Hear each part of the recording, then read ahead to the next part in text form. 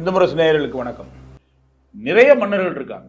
ஏராளமான பேர் தமிழுக்கும் தமிழ் சமுதாயத்திற்கும் இந்த நாட்டிற்கும் தர்மத்திற்கும் இறைவனுக்கும் தொண்டு செய்ததில் ஒருத்தரை விஞ்சி இவர் சிறந்தவரா அவர் சிறந்தவரா என்பதை கூட நம்ம பகுத்து பார்க்க முடியாத அளவுக்கு பெருமை மிக்கவர்களாக இருக்காங்க. இந்த சங்க காலத்தினுடைய அந்த மன்னர்கள் 3 சேர சோழ பாண்டியர்களுக்கு பிறகு முக்கியமான மன்னர்கள் அந்த அடிப்படையில் நாம் சிலரை மக்களுக்கு அறிமுகப்படுத்தணும், இந்து முரசு நேயர்களுக்கு அறிமுகப்படுத்த வேண்டும் என்று யோசித்தோம். அந்த அடிப்படையில் இன்றைக்கு நாம் பார்க்க போகிறது முத்தரையர்கள்.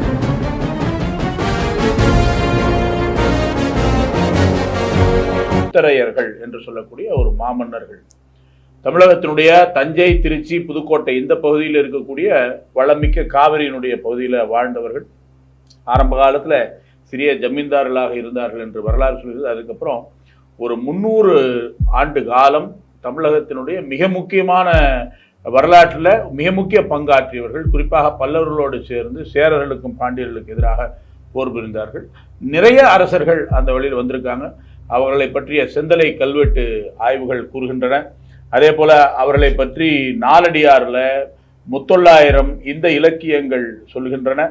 இடைக்கால சோழர்கள் வரக்கூடிய காலத்துக்கு முன்பு வரைக்கும் அவர்கள் வந்தாங்க. அதாவது விஜயாலய சோழனுடைய காலத்துக்கு முன்பு வரைக்கும் அங்கே தஞ்சையை மையப்படுத்தி மிகப்பெரிய ஆட்சி செய்திருக்கிறார்கள். 2ஆம் நந்திவர்ம பல்லவனுடைய முடிசூட்டு விழாவில் பிறந்திருக்காங்க. இப்படி எல்லாம் பல்வேறு விதமான ஆய்வுகள் அவர்களை பற்றி நமக்கு கிடைக்குது. குறிப்பாக அந்த அரசர்களில் சொல்லும் போது மிகப்பெரிய அரசராக பேரரசராக திகழ்ந்தவர் 2ஆம் பெரும்பிடுகு முத்தரையர் சுவரன் மாறன் அல்லது குவாவன் மாறன் என்று அழைக்கப்பட்டவர்.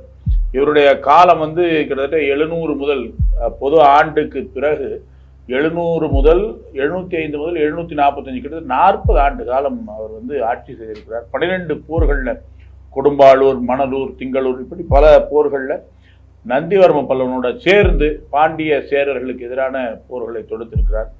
இவருடைய ஆட்சி காலத்தில் பல கோவில்கள் அவர்கள் புனர் நிர்மாணம் செய்திருக்கிறார்கள். குறிப்பாக சொல்லணும் அப்படின்னா விஜயாலய சோழீஸ்வரம் இவருடைய ஆட்சி காலத்துக்கு பிறகுதான் விஜயாலயன் படையெடுத்த பிறகு அது விஜயாலய சோழீஸ்வரமாக மாற்றப்பட்டது. ஆனால் அது முத்தரையர்கள் அரசர்களால் அது கட்டப்பட்டது. அதே போல திருமயம் சத்தியமூர்த்தி பெருமாள் கோவில், மலையடிப்பட்டி வாகீஸ்வரனுடையார் கோவில், கீழத்தானயம் உத்தமனீஸ்வரர் கோவில் இப்படி பல கோவில்கள் கட்டப்பட்டிருக்கு. காஞ்சிபுரத்தில் வைகுந்த பெருமாள் கோவில் கல்வெட்டில் இவரை பற்றிய ஒரு கல்வெட்டானது பதியப்பட்டிருக்கு. இப்படி பல்வேறு விஷயங்களை செய்திருக்கக்கூடிய முத்தரையர்கள் அரசனாக இருந்த இந்த பெரும்பிடுகு முத்தரையர் மிகப்பெரிய ஒரு ஆளுமை பெற்ற மன்னராக வாழ்ந்திருக்கார். இதில் இன்னொரு விஷயம் என்னன்னா, இவர் தான் 2ஆம் நந்திவர்ம பல்லவனுடைய முடிசூட்டு விழாவில் கலந்துக்கிட்டார். அதற்கும் கூட வரலாற்று ஆவணங்கள் இருக்கின்றன. அதனால ஒரு 300 முதல் 400 ஆண்டு காலம் தமிழகத்தினுடைய வரலாற்றில் மிகப்பெரிய ஆளுமை மிக்கவர்களாக முத்தரையர்கள் இருந்திருக்கிறார்கள். பேரரசர் பெரும்பிடுகு முத்தரையர் 2ஆம் பெரும்பிடுகு முத்தரையர் அத்தகைய ஆளுமைகளில் மிகச்சிறந்தவர். அவருடைய வரலாற்றை நாம் கொஞ்சம் தேடி கண்டுபிடிச்சு படிக்கணும். பொதுவாக இவரை ஒரு சாதிக்கான ஒரு தலைவராக வைத்திருக்கிறார்கள். இந்த போல மன்னாதி மன்னர்கள் தமிழகத்திற்கான அடையாளம், இந்திய நாட்டிற்கான அடையாளம்.